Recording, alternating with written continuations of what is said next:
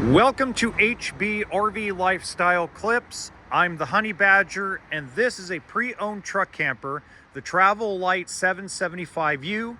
It's got the Happy Jack system, outside shower. It does have black and gray tank, solar panel. It is all for less than $20,000. So if you qualify for no sales tax in California, then you pay $20 out the door.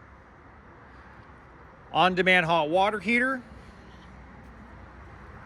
Coming inside, air conditioning, furnace, refrigerator, 2-burner stove, microwave, booth dinette that turns into a bed, storage underneath, storage up top there.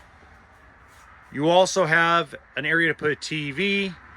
1,824 pounds. It can fit on a short or long bed truck. It does not have to be either or it does not have to be one or the other. It can be either or.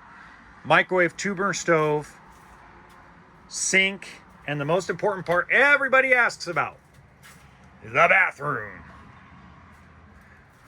Now, if you have any questions, I will link or tag the company that has this for sale.